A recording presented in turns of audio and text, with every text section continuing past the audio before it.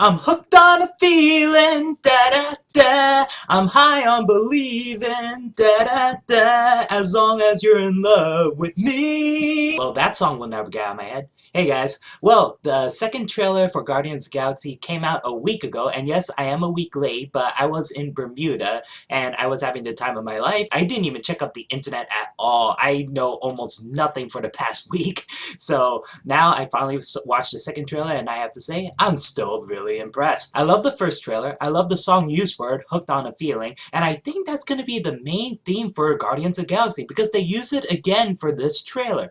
But for here, they also used the song Spirit in the Sky, and I like that too, and I wonder if the soundtrack is nothing but 80s soundtrack, which will be amazing. I gotta say, I know almost nothing about the Guardians of the Galaxy, so please don't hate me.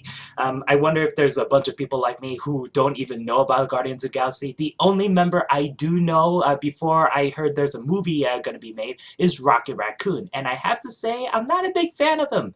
I really didn't like the character, and I'm not against the character, it's just my preference, because for some reason I'm okay with a man getting bitten by a radioactive spider and having spider powers, and Captain America being a super soldier, the Hulk is a green colossal being, and we have the X-Men and we have aliens involved, but for some reason I just can't handle a talking raccoon using giant space guns. I know if I was a kid I'll probably like it, but right now I'm like, that seems very, very ridiculous. But I gotta say, I do like him in Marvel vs. Capcom 3. Yeah, he was great in that one. I like the voice acting for him, I like his abilities, his moves, everything about him in that game actually worked for me, but that didn't make me want to read a comic book about him. I'm a bit disappointed in the casting of Bradley Cooper. I'm not against Bradley Cooper. I think he's a great actor.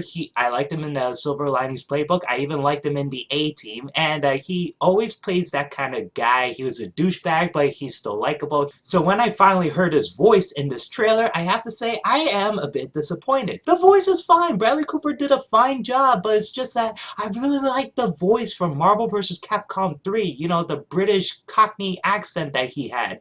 To me, that really fit. Or an Australian accent, some kind of accent, you know? But Bradley Cooper is just doing Bradley Cooper, so it feels very weird to me. Originally, I wanted Jason Statham to voice Rocket Raccoon, and yeah, I know what you're thinking. A big-time action hero voicing a raccoon? Are you serious? But to be honest, his voice fits. To me. I mean, yes, it will be hilarious to hear Jason Statham come out of a talking raccoon, but to me, it just kind of fits. But Bradley Cooper, I'm okay with so far, but like I said, I'm a bit disappointed. Chris Pratt. I honestly never heard of this guy before until I saw the Lego movie. He was great in the Lego movie. I loved him as Emmett. And then after that, people have been showing me movies with Chris Pratt in it, and I didn't know he was in them. Zero Dark 30, he was awesome. He was great in Wanted. He got his face kicked in by Professor Xavier. That is pretty funny, and I like there was a little meme with Professor X beating the crap out of Star-Lord. I started watching Parks and Recreation just because of Chris Pratt. He is a great guy. He has great charisma. He's a great actor. He's a very likable guy.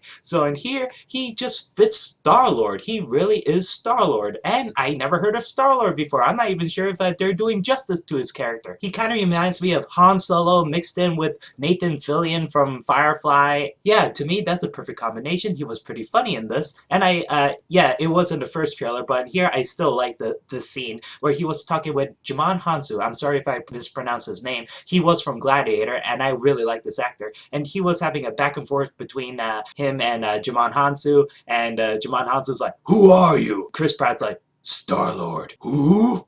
I'm Star-Lord, man. A legendary outlaw? Guys, forget it.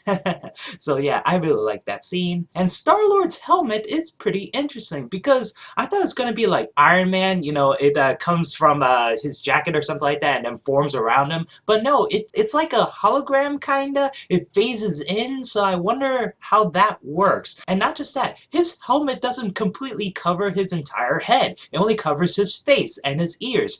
his hair is still exposed. And I remember there's a shot in the first trailer where he had to go outside in space. So I wonder if that helmet provides a barrier around his entire head. I don't know. Zoe Saldana is one of my favorite actresses. She's beautiful, she's hot, she kicks ass. She was great in Colombiana. I liked her in Pirates of the Caribbean, even though she had a very small role. She was perfect as Neytiri in Avatar. So in here, when I heard the casting of Gamora, I'm like, you know what? I'm okay with it. Go for it. And I knew that Gamora was green, but I'm like, is she going to be CG'd like Neytiri, or is it all going to be makeup? Turns out it's makeup, and my god, Zoe Saldana looks hot. I'm okay with Zoe Saldana being a green woman, probably because I seen her as a blue cat person. Also, there was an ass shot of her, and yes, I was like, that's kind of going out there. But then you see Chris Pratt's very great abs. Wow, he really bulked up for this movie. He looks great, and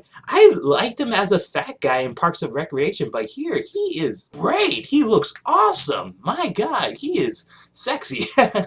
So yeah, Gamora has a great backside, and Chris Pratt has a great abs.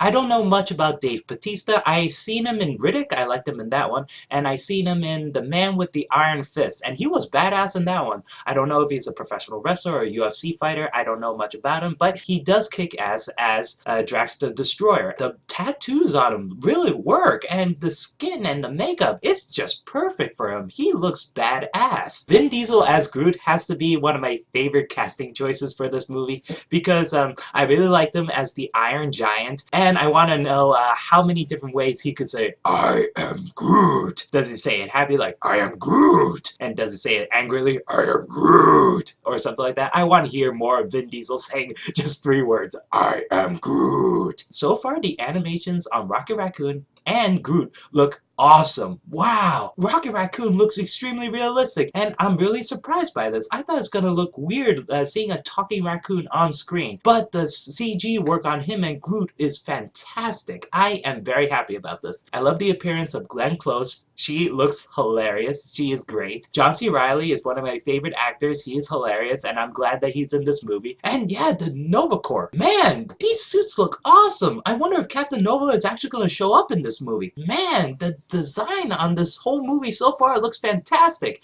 and I barely know anything about these series. I know that Lee Pace plays Ronan the Accused. I think that he was in the trailer, that hooded figure. If not, I could be wrong. I'm not checking out Wikipedia. But yeah, so far he looks awesome. But I thought Ronan is supposed to be mostly green, but I'm okay with the mostly black, dark gray, or probably that's extremely dark green. It's just the way it's lit. But so far, he looks badass. And Benicio del Toro is back as the Collector with his funky hairdo, and he was doing this motion with his arms. That was hilarious. And the other casting choice I'm really, really interested in is Michael Rooker. I know he plays Yondu, who I remember is supposed to be this blue guy with a red-purple mohawk. So yeah, I wonder how that works. And I like Michael Rooker in almost every single thing he does. He was one of my favorite characters in The Walking Dead.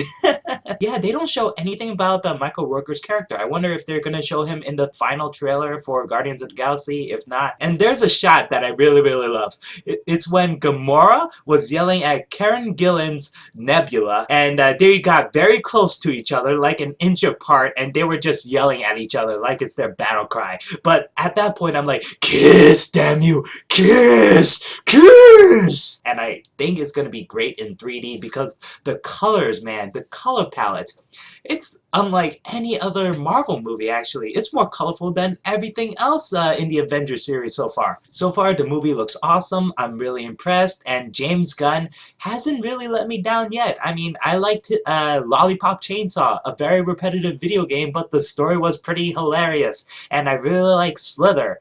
I did not like Scooby-Doo 1 and 2, but I don't really blame him for that. So, write down in the comments below what you think of the latest trailer for Guardians of the Galaxy. Are you excited for the movie? Are you dreading it? Let me know. Well, guys, until next time, I'll see you later. Peace.